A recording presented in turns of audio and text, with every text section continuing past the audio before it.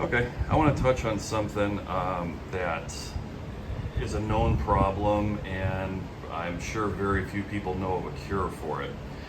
My 69 Coronet, as I've shown in previous videos, has it's a 451 stroker. It's a decent sized cam, idles about 10 inches of mercury at about 1,000 RPMs.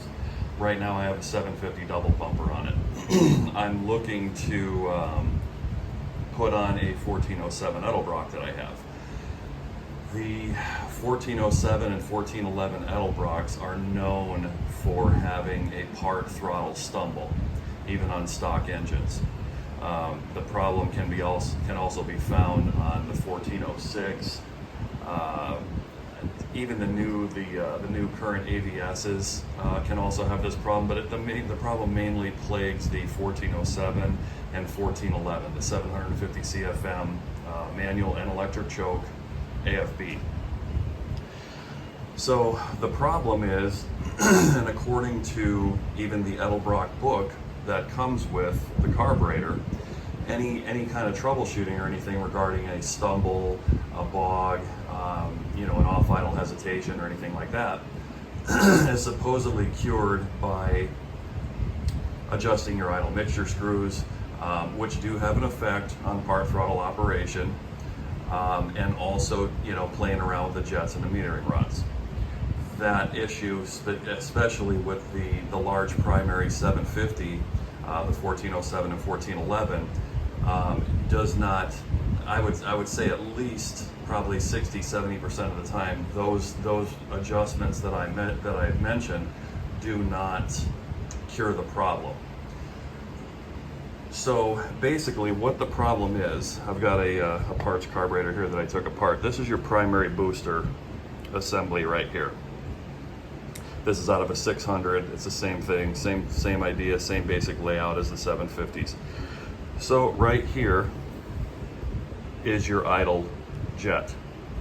This is what picks the fuel up for your idle to part throttle transition, okay?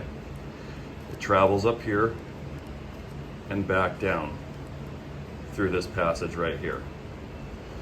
So basically, you've got your idle air bleed right here, and you've got what's called a second idle air bleed right here, which goes into your idle fuel restrictor, which is a small passage that basically runs from your second idle air bleed through this casting into your passage for your main idle air bleed. So what happens is the 1407 and the 1411 especially, they're calibrated very lean, and I mean lean even on a stock engine that pulls 18 to 20 inches of mercury at idle. You'll encounter a hesitation. You can play with accelerator pump adjustment. The problem can't be cured a lot of times. So basically, the fix for this, and this isn't mentioned in any Edelbrock manual, any Carter AFB manual, any service manual, anything like that. Your second idle air bleed right here basically alters the amount of fuel that is pulled up through your idle fuel jet, okay? If this orifice is too large, or the idle fuel restrictor behind this orifice is too small, what's going to happen is, as soon as you transition from idle to part throttle, even in gear idling, you're going to get a hesitation, because the amount of fuel that's drawn up through this idle fuel jet is not sufficient to maintain the optimal 13.5 to 13.8 to 1 air fuel ratio for a proper idle to part throttle transition, okay? So there's a couple of fixes for this. Some people will drill the, you take a numbered drill with a pin vise, and you can open up this idle jet. However, once this is drilled, there's no going back. Once it's opened up, it's opened up. You can't close it back up. So an easy fix for this is to restrict the incoming airflow on your second idle air bleed, okay? Now the way to do that is you can either restrict it with a with an object, okay? Or you can remove this second idle air bleed. It's just a little brass restrictor fitting that's pressed in there. How you remove it is as crude as it sounds. You take a number 6 wood screw, lightly thread it into the hole, it pulls right out, okay? Pressing it in, it just presses right in. You can restrict this with a either a 28 to 30 gauge stainless steel jeweler's wire, okay? You can go up to 10 thousandths of a restriction before you need to remove this and drill out and enlarge your idle fuel restrictor passage inside this casting. Again, you use numbered drill bits and a pin vise. You go up one numbered size at a time on that idle fuel restrictor to enlarge that passage and allow the proper amount of fuel to come up through this idle jet and transition down into your idle circuits, okay? So basically, I took another booster here. This is basically what you do, okay? And I've done this numerous times. I've cured numerous part throttle hesitation issues with the original Carter AFBs and AVSs in the 60s, or from the 60s rather, and as well as the Edelbrock AFBs and AVSs.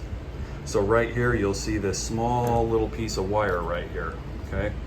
That's a 28 thousandths stainless steel jeweler's wire. And what you do is you obviously, you're going to want to wrap it once or twice around the screw that retains the booster.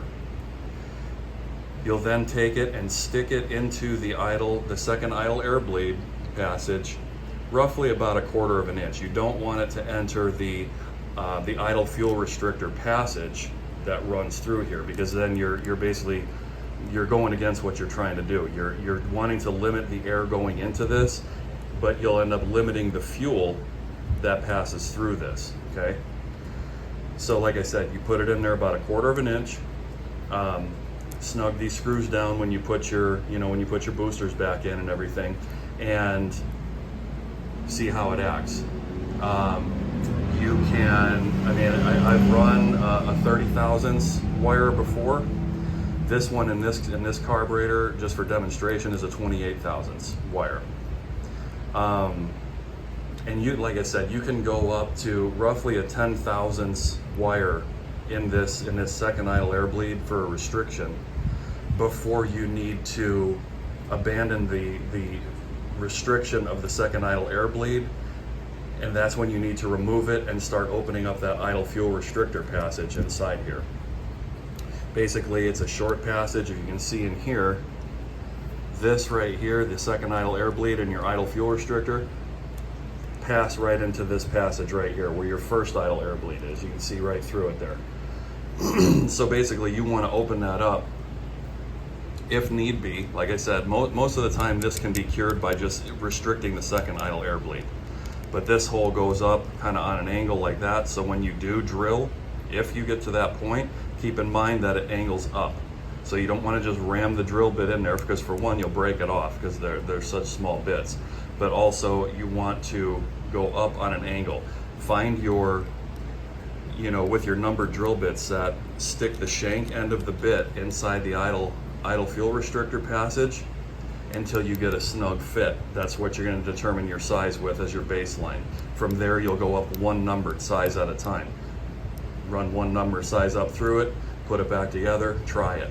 If it's still lean, if you still have a stumble or a bog, idle, from the transition of idle to part throttle, like taking off from a light, something like that, then you're going to need to further open that up, and always go one numbered step at a time, because once you go too big, you could end up with a transition air fuel ratio, that's 10 to 1, and you'll be running super fat for no reason whatsoever at that part throttle transition off idle. So like I said, this isn't mentioned in any of the Edelbrock books that come with the carburetors when you buy them new. A lot of times, yes, you can play with your metering rod step-up springs. You can play with your primary metering rods. You put you can play with your idle mixture screws, stuff like that. Your idle mixture screws obviously need to be set at, you know, the leanest idle possible, not only for idle, but as I said before, your idle mixture screws do play a part in your overall air-fuel ratio on part throttle operation. With minimal throttle opening, your idle mixture screws do affect your air-fuel ratio, they affect your gas mileage, etc., and they also affect your part throttle transition. So like I said, if you are lean, if you do have a stumble, a bog, whatever, you know, cracking the primaries open, leaving a stoplight or something like that, yes, you can back the mixture screws out, maybe try a turn, not a turn, a quarter turn, something like that, see if that cures it. You can also put a little bit fatter step-up spring in there. I know the 1407 comes with a 5-inch spring, 5 inches of vacuum.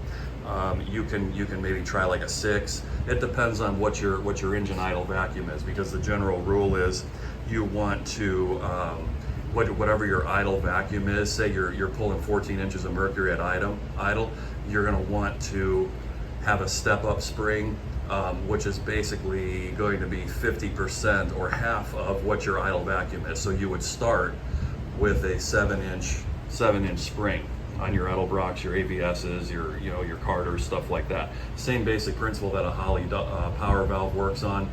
You know, you want to split that idle vacuum in half as a baseline, not a final endpoint, but a baseline for your tuning, for your part throttle operation, for your power valve. The power valve is just another different style of enrichment than the primary metering rods are on a Edelbrock or a Carter. But like I said, I just wanted to bring this up and show this to everybody, because like I said, it doesn't look like, as thin as this wire is, that it's going to do anything. But when you figure the overall size of this channel here, which could be anywhere from like 52 to 60 thousandths, you know, 2 thousandths of a wire obstruction in there disrupting and restricting the airflow can make a huge difference on your overall air-fuel ratio on that part throttle transition, okay? So if you have any questions or anything, definitely leave a comment. I'd be happy to answer any questions you have and help anybody out. But like I said, 99 out of 100 times, just lightly modifying these primary boosters will cure it, you know, when nothing else will. So like I said, if you have any questions or anything, definitely leave a comment, like, subscribe, and we'll catch you in the next one.